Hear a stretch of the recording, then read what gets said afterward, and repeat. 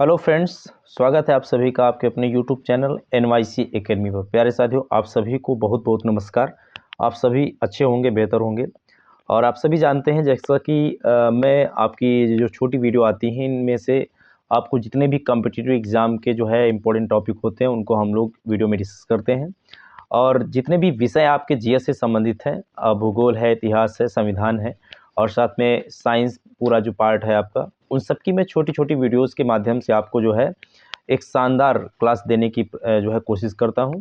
और आप सभी बेहतर होंगे, अच्छे होंगे। और आज का सेशन आपके लिए फिर से लेके मैं हाजिर हूं। आप सभी जल्दी से सेशन को लाइक कर दीजिए, शेयर कर दीजिए। और जो भी हमारे साथी चैनल पर नए हैं, प्लीज़ चैनल को सब्सक्राइब जरूर कर लें। तो आज का जो सेशन है बहुत ही इंपॉर्टेंट है। वीडियो को बिल्कुल भी स्किप मत करिएगा, पूरी वीडियो आप देख कर जाइएगा। और बहुत ही इंपॉर्टेंट क्वेश्चन भी मैंने इस टॉपिक में लिए हैं। और साथ ही साथ एक टॉपिक आपका है जीव विज्ञान की जितनी भी शाखाएं हैं उनके जनक के बारे में आज हम लोग डिस्कस करेंगे। जैसा कि दोस्तों कहा जाता है, आंखों में नींद बहुत है पर सोना नहीं है, यही समय है कुछ करने का, इसे खोना नहीं है। बिल्कुल सही बात है। इस समय आप सभी ने जो भी फॉर्म डाल रखे हैं, आप सभी बेहतर तैयारी कर रहे होंगे और जल्दी से जल्दी आप सभी जो है रेडी हो जाइए। हम लोग एक टॉपिक को डिस्कस करने वाले हैं। आइए हम लोग ज़्यादा समय नहीं लेते हैं, हम लोग टॉपिक को शुरू करते हैं। आप सभी जानते हैं कि देखो, जितनी भी बायोलॉजी की ब्रांचेज होती हैं, जीव विज्ञान की जो विभिन्न शाखाएं हैं, उनके जनक को लेकर के जो है क्वेश्चन आ जाते हैं आपके सामने। तो ये बहुत ही इंपॉर्टेंट टॉपिक है। एग्जाम में कई बार इससे प्रश्न आते हैं। हम लोग इसको डिस्कस कर लेते हैं जल्दी से। और उसके बाद कुछ ऑब्जेक्टिव क्वेश्चन हैं जो बहुत ही इंपॉर्टेंट हैं, उनको भी हम लोग करेंगे। तो आप लोग जल्दी से जो है रेडी हो जाइए और वीडियो में हमारे साथ बने रहिए। देखो, सबसे पहली ब्रांच की हम लोग बात करें, सबसे पहली शाखा जीव विज्ञान है। और जीव विज्ञान के जनक के विषय में यहाँ पूछा जा रहा है। तो जीव विज्ञान के जनक हैं कौन? अरस्तु हैं। ठीक है, ये तो क्वेश्चन सबको पता होगा कि बायोलॉजी के जनक कौन होते हैं? अरस्तु होते हैं। जंतु विज्ञान की बात करें, देखो जंतु विज्ञान के जनक भी कौन होते हैं? अरस्तु होते हैं। दोनों क्वेश्चन, जीव विज्ञान बायोलॉजी, जंतु विज्ञान जूलॉजी, दोनों के ही जनक जो होते हैं अरस्तु होते हैं। ठीक है, हम वनस्पति विज्ञान की बात कर लें। देखो, वनस्पति विज्ञान के जनक जो होते हैं वो होते हैं थियोफ्रेस्टस इंपॉर्टेंट है, ये भी कई बार एग्जाम में क्वेश्चन आया हुआ है। ठीक है, इसके बाद हम बात करें सूक्ष्म जीव विज्ञान, जो माइक्रोबायोलॉजी होती है, तो माइक्रोबायोलॉजी के जनक होते हैं लुई पाश्चर, आप याद रखिएगा इनको। इसके बाद हम लोग नेक्स्ट चलते हैं, बैक्टीरियोलॉजी की बात करें, जीवाणु विज्ञान, तो जीवाणु विज्ञान के जनक होते हैं रॉबर्ट कोच। ये सारे क्वेश्चन एग्जाम में आए हुए हैं। तो रॉबर्ट कोच जीवाणु विज्ञान के जनक होते हैं। हम लोग इम्यूनोलॉजी की बात करें, प्रतिरक्षा विज्ञान, देखो प्रतिरक्षा विज्ञान जो होती है इसके जनक होते हैं एडवर्ड जेनर। ठीक है, इसके बाद रक्त परिसंचरण, ब्लड सर्कुलेशन के जो है हम लोग जनक की बात करें तो विलियम हार्वे होते हैं। कोशिका की खोज आप सभी जानते हैं कि रॉबर्ट हुक ने की थी। और कोशिका विज्ञान के जनक भी होते हैं कौन? रॉबर्ट हुक ही होते हैं। उत्परिवर्तन म्यूटेशन, इसके जनक होते ह्यूगो डी व्रीज होते हैं। हम लोग माइकोलॉजी की बात करें तो माइकोलॉजी हम कवक विज्ञान को बुलाते हैं। अब कवक विज्ञान के जनक होते हैं एंटन डी बेरी। आप इसको चाहे स्क्रीनशॉट ले लीजिए या नोट भी करते चलिए हमारे साथ। देखो, पादप शरीर क्रिया विज्ञान, इसके जनक होते हैं स्टीफन हेल्स। और इसके बाद हम लोग चलते हैं आधुनिक वनस्पति विज्ञान। देखो देखो वनस्पति विज्ञान के जनक थियोफ्रेस्टस है, लेकिन यहाँ आधुनिक मॉडर्न बॉटनी की बात हो रही है, तो इसके जनक होते हैं कैरोलस लिनियस होते हैं, इसको याद रखिएगा। और ब्लड ग्रुप की हम बात करें, देखो रक्त वर्ग जो होते हैं आप सभी को पता है कि 4 प्रकार के ब्लड ग्रुप हैं, ए बी, और ए बी होता है, ओ होता है। ठीक है, उसमें भी ए पॉजिटिव निगेटिव होता है। तो ब्लड ग्रुप की हम लोग बात करें, इसके जनक कहे जाते हैं कार्ल लैंड स्टीनर। ठीक, नेक्स्ट पेज हम लोग लेते हैं, और भी थोड़े से हैं उनको भी हम लोग डिस्कस कर लेते हैं। देखो, वर्गीकरण विज्ञान हम लोग बात करें, टॉक्सोनॉमी, वर्गीकी या वर्गीकरण विज्ञान के जनक, इसके जनक होते हैं कैरोलस लिनियस होते हैं। ठीक है, फिर अंतःस्राव विज्ञान, ये इतना ज़्यादा इंपॉर्टेंट नहीं है बट आप इसको पढ़ लीजिए, थॉमस अल्वा एडिसन होते हैं। आनुवंशिकी के जनक, कई बार एग्जाम में आया हुआ है कि आनुवंशिकी के जनक कौन है, तो आप याद रखें ग्रेगर जान मंडल। इन्होंने ही मीठी मटर के पौधे पर जो है अपना प्रयोग किया हुआ था और अपने नियम दिए थे। आधुनिक आनुवंशिकी की बात करें हम लोग तो इसके जनक होते हैं टी.एच. मॉर्गन होते हैं। भारतीय पुरा वनस्पति विज्ञान के जनक होते हैं बीरबल साहनी। आनुवंशिकी अभियांत्रिकी के जनक, बच्चों याद रखिएगा, जितने भी स्टूडेंट्स हैं आप सभी जो है इसका स्क्रीनशॉट ले लें या तो नोट करते चलें साथ में। तो आनुवंशिकी अभियांत्रिकी की बात करें, इसके जनक होते हैं पाल बर्ग होते हैं। देखो, फाइकोलॉजी की हम लोग बात करें, शैवाल विज्ञान के जनक, तो विलियम हेनरी हार्वे। भारतीय शैवाल विज्ञान की जनक की बात करें, MOP आयंगर होते हैं। और देखो अगला क्वेश्चन तो बहुत ही मोस्ट इंपॉर्टेंट है, भारतीय पारिस्थितिकी के जनक, इंडियन इकोलॉजी के जनक कौन होते हैं? ये क्वेश्चन कई बार एग्जाम में आया हुआ है। इसमें होते हैं रामदेव मिश्रा। रामदेव मिश्रा हैं, रामदेव बाबा जो योगा के होते हैं उनको आप यहाँ मत ले आइएगा। रामदेव मिश्रा जी हैं, इन्होंने जो है भारतीय पारिस्थितिकी के जनक ये कहे जाते हैं। ठीक है, हम लोग औषधि विज्ञान, फार्मास्यूटिकल साइंस की बात करें, इसके जनक होते हैं हिप्पोक्रेटस। और इसके बाद जीवाश्मिकी, लियोनार्डो दा विंची। और हम लोग सूक्ष्म दर्शिकी की बात करें, एंटनी वान लीवेनहॉग। और साथ ही साथ जो है अगर जीन चिकित्सा की हम लोग बात कर लें तो इसके जनक होते हैं एंडरसन होते हैं। कौन होते हैं? एंडरसन। तो इस तरह से आपने इम्पोर्टेंट जितने भी जीव विज्ञान की प्रमुख शाखाएं थीं उनके हम लोगों ने जनक की बात कर ली है। आज हम लोग अभी बात कर रहे थे कि हम लोग इस वीडियो में बहुत ही मोस्ट इम्पोर्टेंट MCQ की भी जो है बात करेंगे।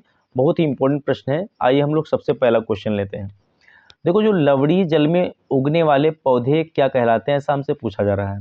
हमसे ये पूछ रहे हैं कि जो भी लवड़ी जल में पौधे उगते हैं उनको हम बोलते क्या हैं? Plants germinating in saline water are called, यानी कि नमकीन पानी जो होता है, खारा पानी, उसमें उगने वाले पौधे क्या कहलाते हैं? आपके विकल्प हैं हाइड्रोफाइट्स, मीजोफाइट्स, हेलोफाइट्स और थैलोफाइट्स।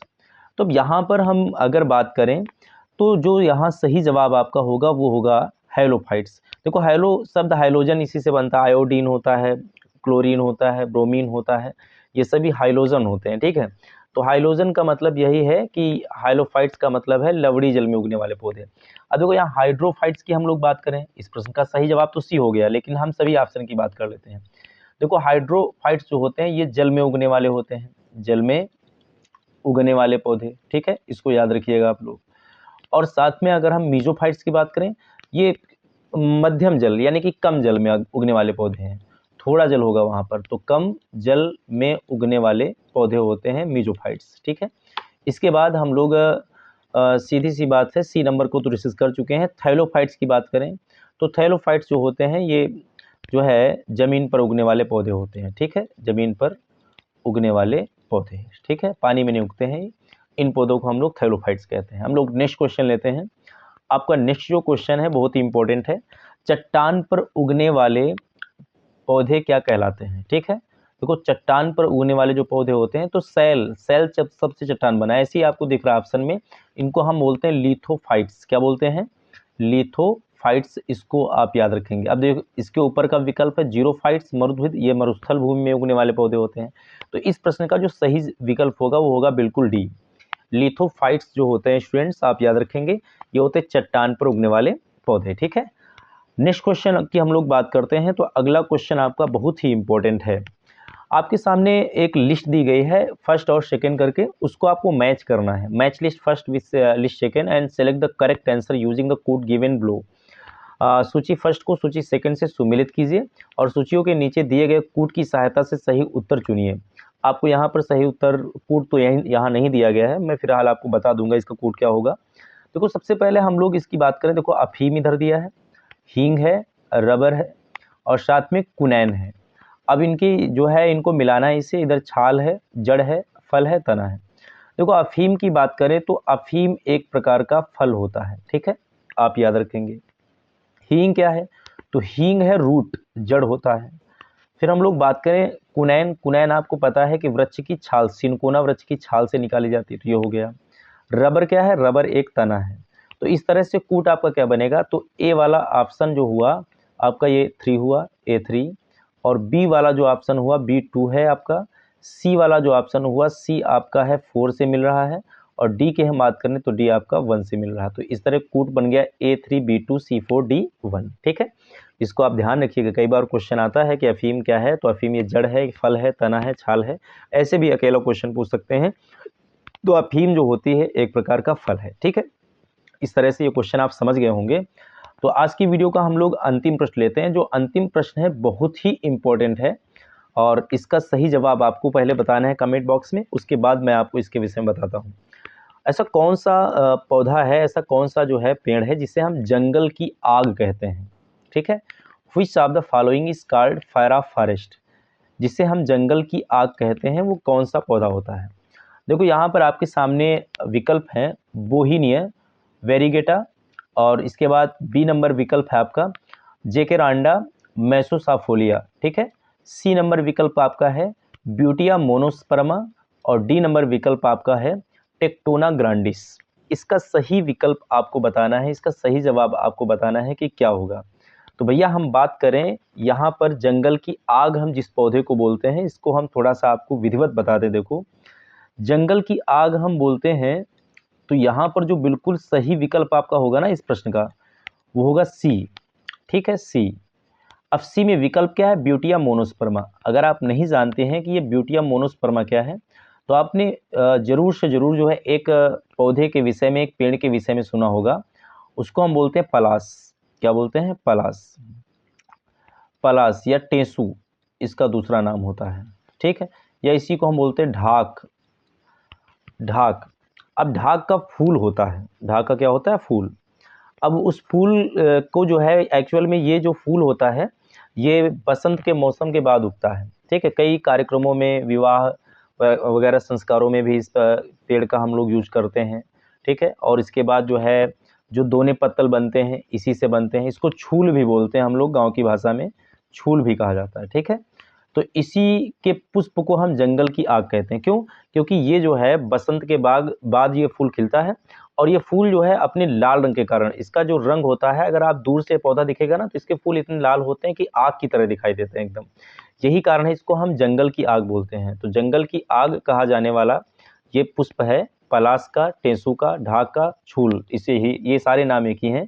इसके बाद हम बात करें, देखो पलास जो है ना, आपको ध्यान रखना है कि यूपी का राजकीय पुष्प है। यूपी का राजकीय पुष्प, यूपी का भी है, और ये जो है झारखंड का भी है राजकीय पुष्प। झारखंड का भी याद रखिएगा कि झारखंड और यूपी दोनों का राजकीय पुष्प कौन होता है? पलास ही होता है, ठीक है। तो इस तरह से आपने ये क्वेश्चन देखा, बहुत ही इंपॉर्टेंट रहा। तो आज की वीडियो में हम लोग इतने ही रखते हैं। नेक्स्ट फिर से एक शानदार क्लास और शानदार वीडियो के साथ हम लोग फिर से मिलेंगे।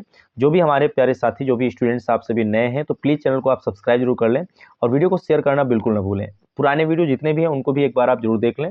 सारे क्वेश्चन, सारे टॉपिक बहुत इंपॉर्टेंट कराए गए हैं। आज के लिए हम लोग इतने रखते हैं। धन्यवाद।